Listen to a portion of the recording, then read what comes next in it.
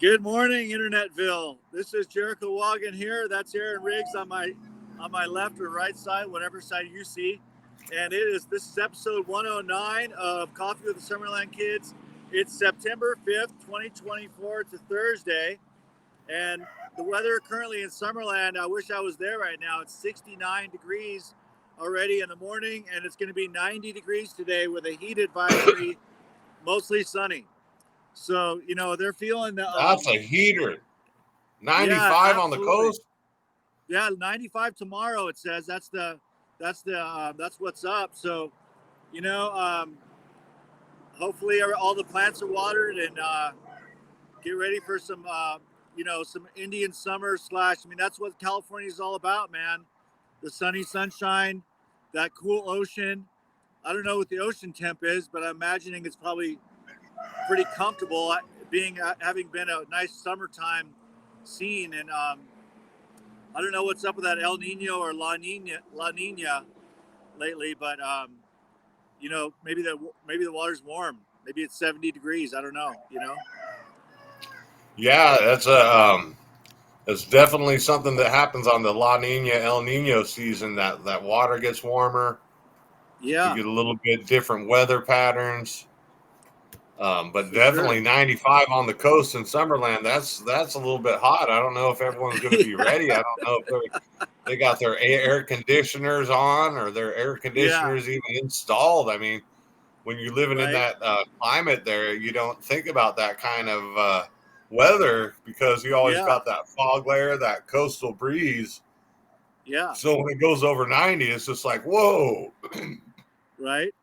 I was wow. thinking the Nuggets gonna sell more cocktails that day, more ice cold cocktails. And I don't know about the. I was thinking about it like there is like a wine shop. I think it might be still there. There's probably a couple wine shops now, but there's really the Nuggets really the only bar in Summerland, like a real sit down bar style deal, restaurant bar, I guess you could say. I'm surprised no one else opened up a bar. There was one. Did you ever go to the Big Yellow House? Did you ever go to the Big Yellow House When I restaurant? was younger, we would go there Yeah, from time to time. right. Yeah. When I was like 20, see, this is like 2000 and might have been 2001 or something like that. Actually, a friend of mine, Bobby Bennett, I believe, had a house back there behind the Big Yellow House, and I rented like a converted garage from him that he converted into like a living situation. It was pretty cool. It had like a bedroom, a laundry room set up, and then you walked into what was the garage, and he built a platform, and it was a total like art studio scene, little art studio setup, and I could literally walk out my back door, front door, and walk across the street. And they actually had like a pretty cool bar menu at that Big Yellow House restaurant. So they had like fried chicken and mashed potatoes. They were always kind of known for that American classic, you know, probably the not so good American diet. you Yeah, know, I always liked how they did it. You know, it was I guess they served it family style. Instead of everyone getting a plate mm, and ordering, you ordered right? for the whole table and they brought a big platter out and Yeah. you get a little bit of this, a little bit of that. I remember that was the first time I had a Roy Rogers and a Shirley Temple was at the Big Yellow Oh, House. It that's was like awesome. the cherry, basically a cherry Coke and a cherry 7 Up. But Exactly. you're in a I restaurant know. like that and it's fancy, fancy. Right. We're at the Big Yellow House. I Yeah. always, I don't know if you heard the same kind of rumors or legends that it was Right. haunted. Yeah. Uh, but Exactly. They had a book there that they would sell a book about it, about the story and the legend behind it. So okay, yeah. I wish they would have kept it going. I know it's tough for those older restaurants. The restaurant business is a tough business.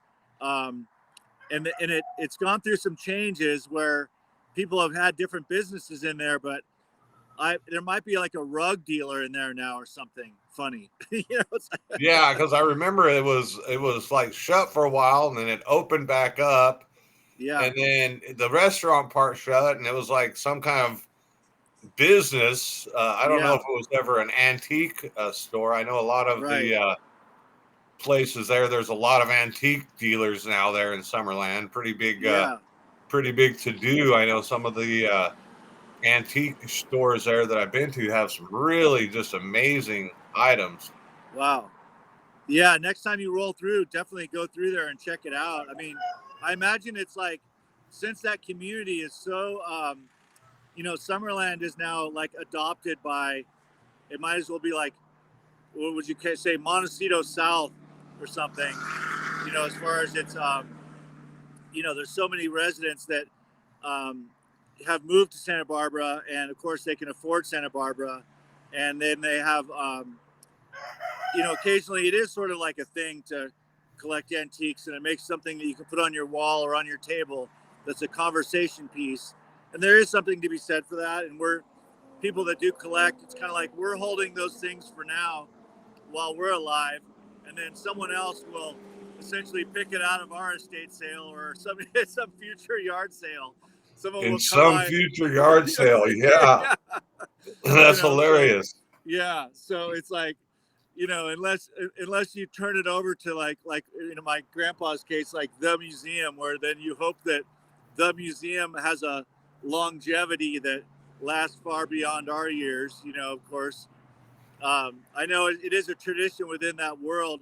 You know, the, uh, the museums, of course, it's been going for so long now, and they can't help but try to keep up the tradition. And in some cases, they're giving back artifacts to countries that it's their origin country artifact, and it's like somehow somewhere along the line these artifacts got transferred to us, and they shouldn't have really never been transferred. Maybe it was a safety thing. Maybe they pulled some art out of a war-torn region or something, and then somehow it ends up in the hands of the collectors, and then it gets eventually museum, but then sooner or later it's like, hey, you know what?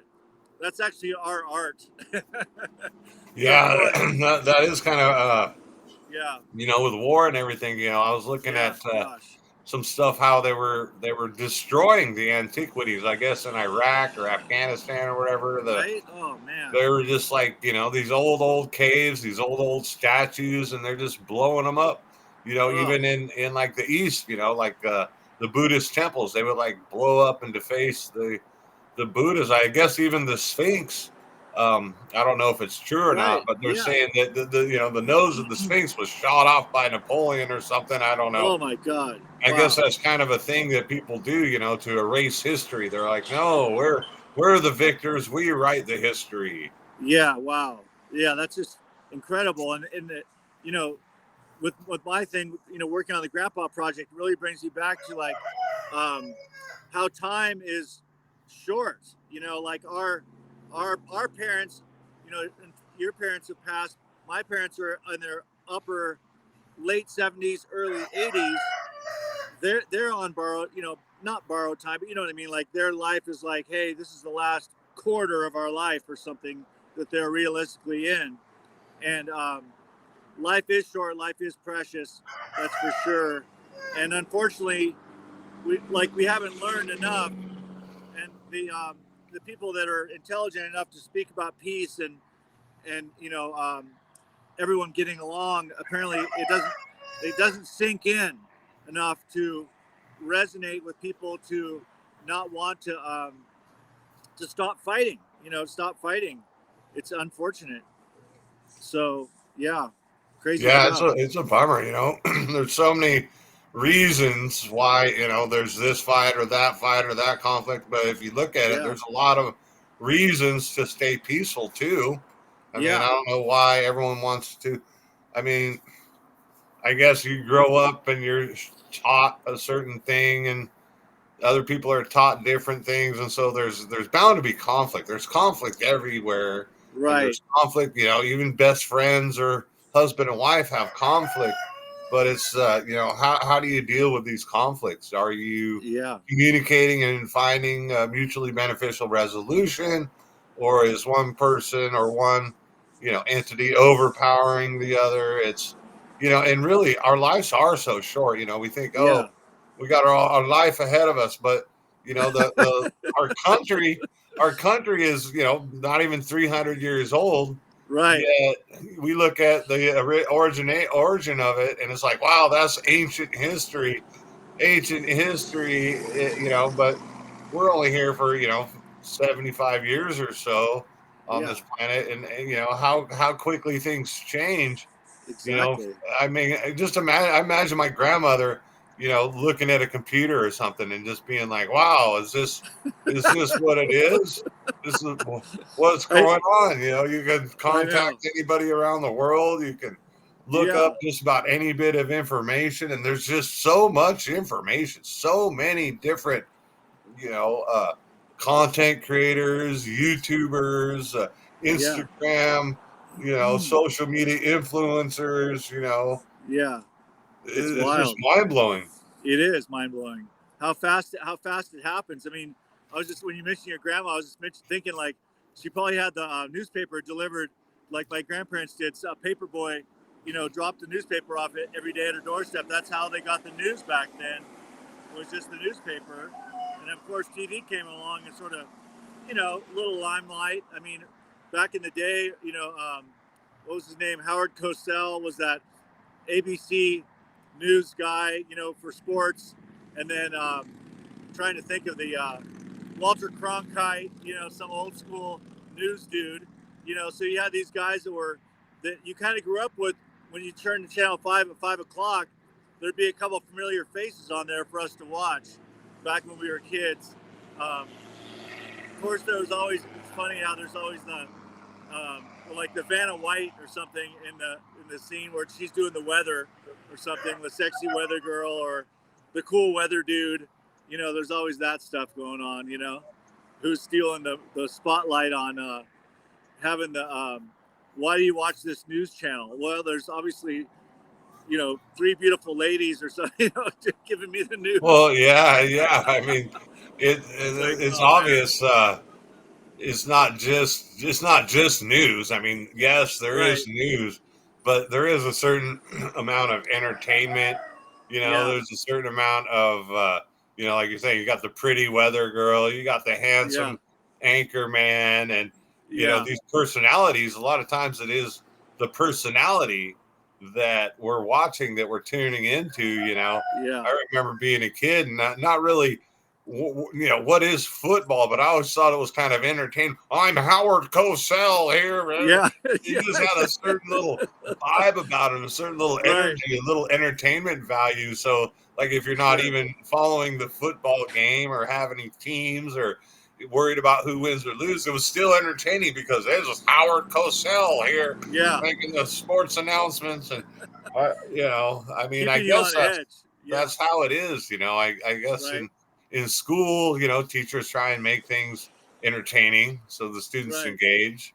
At Yeah, work, of course, you want to be productive, but at the same time, a lot of times there'll be certain things, even at like Home Depot, they have the flare. Oh, you got to put your flare on. Any little oh, thing to make it more personalized and entertaining, I guess. yeah, yeah. And there's always those coworkers that make it like cool to be there or adventurous or what's going to happen today. I mean, I literally had two guys that I worked with that were almost like Ren and Stimpy. They're always trying to outdo each other or out talk each other, or, the banter back and forth between these two guys. I mean, they obviously loved each other as buddies, but there was sort of an underlying jab, jab, jab, jab, jab, jab, jab all day long. So it's like, I mean, we were seriously Yeah, working yeah. hard, I've but had a couple, you know, coworkers, do that. I guess some of them are fun and kind of, oh yeah, this is okay, and then some of them can be annoying. you oh know right, they're just like trying to flex. I remember when I was in middle management, and there was a couple other departments, and the middle managers would kind of squabble about who's in charge, who gets to make the decision, oh, that's funny. and God, that's funny. Yeah, I just watched Office Space the other day. Have you seen Office Space? yeah. Yeah, it's freaking amazing. I mean, that's almost like a therapeutic film to watch on so many levels. I like how he gets like hypnotized and then he kind of like feels completely different after he got hypnotized, even though the hypnotist therapist guy dies during the session. But that doesn't seem to phase him at all. He just kind of like he's awoke. He's like a new person. He has a new vibe. He doesn't care about work anymore. He shows up when he wants. Actually, it doesn't really show up at all. He just, just amazing. And then he gets he gets guts. He gets his self-esteem went up, and then he goes and asks Jennifer Aniston on a date when she's working at that place with all the flair, like you said, her 15 pieces of flair. It's never enough in terms of the bosses, but so anyways, that was a cool film. Really kind of like timely, good humor, puts the workplace in perspective. That's for sure. So. Oh, absolutely, absolutely. So are you still on the job hunt, kind of, Yeah, sort of? I went by another shop yesterday. It was recommended by a friend, and that place is all mechanics. So they went through a time where they were doing some body work and stuff, but now it's strictly only mechanics, which is cool because it looks like literally, if you had an old car, it's the place to go because they pretty much only had older cars, Jeeps and 4x4 trucks, and like the outdoor enthusiast up here. Of course, 4x4 is somewhat required, or all-wheel drive, or you gotta be safe out here because the roads get super icy. I mean, to some degree, it does snow a few feet at a time, so you can really say that your 4x4 is needed. Like on the way home during the wintertime, when I get to my driveway, even sometimes all the way home 7 miles, I'm in 4-wheel drive the whole way. So there's a need within a community, and then the kind of cars that this shop's working on are all old stuff, but the body shop thing is almost like it's a weird element where when you work in the body shop environment, ideally, if the shop is designed correctly, the dusty element of it, of which I love the dust. I mean, to some degree, I embrace the dust. I'm one with the dust. You kind of have to be, in an auto body shop. Yeah, exactly. I mean, you're sanding Bondo, you're sanding fiberglass. You're getting dirty, but you can't have like the dirty, dusty part right up against the paint shop or something. Because then you're always like the bad guy. Who's blowing that dust? Keep the dust down. Blah blah blah blah. It's like, dude, you got to set up your shop correctly to be so there's no one getting blamed for being the noisy guy, being the dusty guy. That's just a part of the business. Get over it. If you're going to design a shop, make the dust, put it in a separate building for that matter, and put it downwind where it's not going to affect everybody else. So that's Oh always yeah, that. yeah. When I worked in a body shop, that I don't know, not too long, for maybe a month. But yeah, they had like the prep area was totally separate, right? So they had the paint booth, and the paint area was all the way on the other side. Right. There was like a big garage with a few different little buildings, and so the paint was all the way over, and the paint guys, they were the paint guys. They're over there. Yeah, exactly. The prep guys, they're over there. They're making the dust. They're sanding, and then they had a little detail area, right? Oh, nice. So that's kind of where I was at. The detail. The paints would come out, and we'd have to go through and check for any drips and use a razor blade, and then put a coat of wax on it. Oh, okay. Get everything smooth and like finished. Polish, and that was And then that it made sense because those guys prepping and sanding, and you'd see them at lunch or on breaks, and they'd take their mask off, and they'd have the lines, and their whole body be covered in this dust, and they'd have that Bondo smell to it. Right. But yeah, I remember that the paint guys would sometimes come to the detail area right after they sprayed it, and they would get there's one little grain of dust, would just ruin the finish for them. They get all upset. They'd come with their little razor blade and scrape it out and finish it. And, if they had to touch up or whatever. But I always thought that, there really is 3 different things going on. When you got the painter, which, totally specialized. Yeah. You got the prep guy, the sanding and the smoothing of the body. That's totally specialized. And then where I was at in the detail shop, I had years of experience in a car wash. I guess that's where I got there. That's pretty specialized too, Yeah, no, as for far as sure. how to treat the paint and how to polish it to the right amount without getting swirls. And Yeah, exactly. I felt bad. I for a time I had a shop that was right next to the detail shop, but that same guy you're talking about, where the thing with the body guys is sometimes the body guys won't even touch a job because it's not that their job is not needed in that on that car. But the detail guy has to detail every single car that comes through the shop. It's like you're the finish line, and the finish line is like essentially the most important part to some degree because that's right before the customer gets it. So, yeah, you're the last in line, and that guy I felt because vacuuming every single car, wiping it all down. Ideally in a shop you want to that does make the customer super happy when they get their car back and it's clean because it's probably cleaner than what it was when they dropped it off. Most people, I mean, these days it just depends, but a lot of customers will have, some trash, obvious, an old soda can or, some candy wrappers or whatever. But that kind of stuff you can definitely move out, clean the floors, vacuum, just that little attention to detail really helps, especially too, because in the body shop environment, it can get dusty, even in a mechanic shop.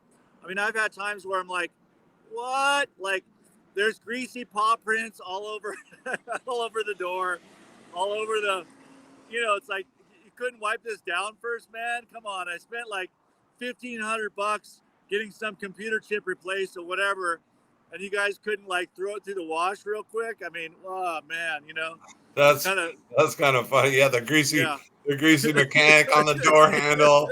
You just got yeah, to drive it around. You right, know, yeah. So, frick, man. yeah, the whole thing is, it's kind of mind blowing because, it used to be. I used to do a lot of the work myself, right, when I was younger, and I guess a little more ambitious, a little less pain and stuff. Yeah, Change the spark plugs, change the oil, change the cylinder, change the brakes, do all this maintenance and even repair work. yeah. Uh, Wow. and now, I take it to the shop and it's like, oh, $110 an hour shop time. It's like, wow, okay, I get it. A mechanic's a specialized person. They, got their skills and their tools. They're worth, 40, $50 an hour for the guy working. You got to be Yeah, making 40, $50 an hour really to kind of have a decent pay anymore these days. And then yeah, overhead for the shop and electricity for the shop and the office person and, the management. And so it doesn't seem like a lot when you're on the inside, running the business like, oh no, $110, that's actually cheap because we got all to pay right. insurance on the guy. He's making 40 an hour, workman's comp, taxes, this, that.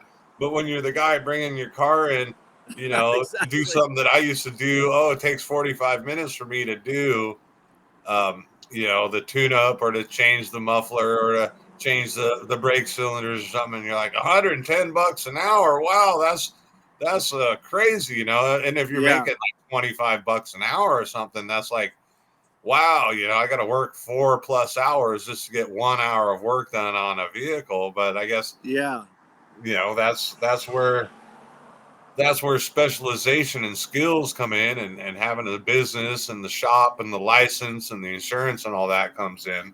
yeah, yeah. It's a lot. I mean, and then I'll also too on the end of the worker, um, the shop is making money off every hour you work. So I always was kind of like in my mind, kind of like tripped out a little bit. Eventually I kind of figured it out where the boss isn't having to pay out of his own pocket.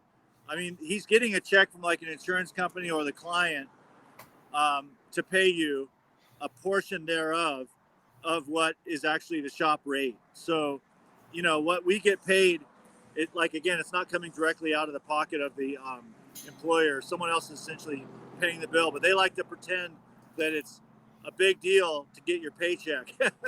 It's like, man, you don't realize that like we're walking back in the 80s and 90s. We're making less than $20 an hour, put it that way. And even back then, the rates were fairly significant even back then. I mean, 50, 60, 70, 80. Especially for like framework. What do you call it? Frame straightening and the mechanical aspect. And a lot of times shops have to send stuff to other shops. So, there's that. The between the shops have to, if you're not a brake guy, you got to send it over to the brake shop to have that done, or have some, what is it? Specialized under the car freaking suspension part replaced. If you're not doing that every day, it's kind of a better to send it to someone who does it every day. So Oh, I guess you just absolutely. gotta, Some of that equipment is just exceptionally expensive. Like you think about a car mechanic, okay, they got a car lift, that's $10,000 plus, or like you're saying, the frame straightening machine. Just yeah, that machine alone, just to pay for the investment, of course, that the business had to buy it or finance yeah, it, finance it but exactly. that's an Make important payments. equipment, and if you don't Yeah, have that, yeah, you got to sub it out or take it sub to it out. another shop that has that specialized equipment. And I guess when you're a consumer and you're just going in and you're seeing, oh, a guy worked on it for an hour, how come I'm paying $400? Well, you're paying for the guy, you're paying for the insurance, you're paying for the overhead, and then of course the equipment. It's like the equipment costs thousands of dollars, like the smog certificate guys, right? You Right. go in there and it's $40 or $50, and 10 minutes later you're done.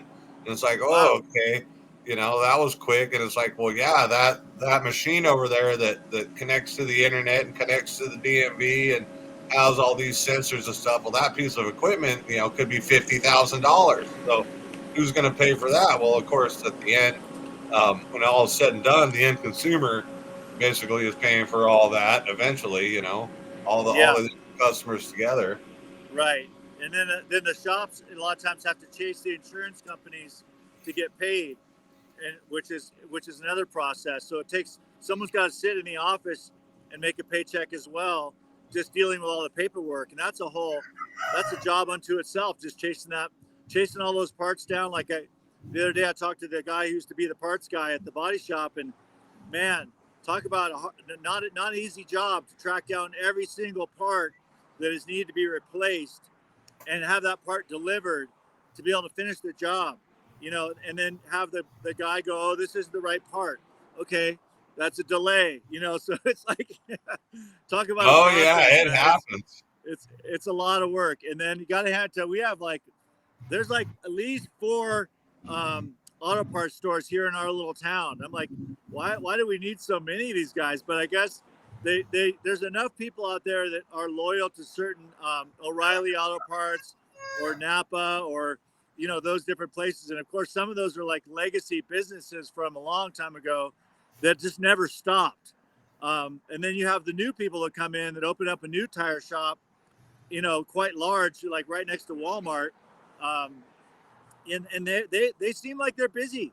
It's pretty surprising how when you have a community that's growing and growing and growing in terms of you know people moving here, they have no loyalty to anybody. They're just a fresh face, and they see something that's convenient because it's right just outside the Walmart parking lot. They're like, hey, why not just we'll drop the car off and go shopping, while we're waiting. Oh yeah, You know, absolutely, yeah, absolutely. yeah.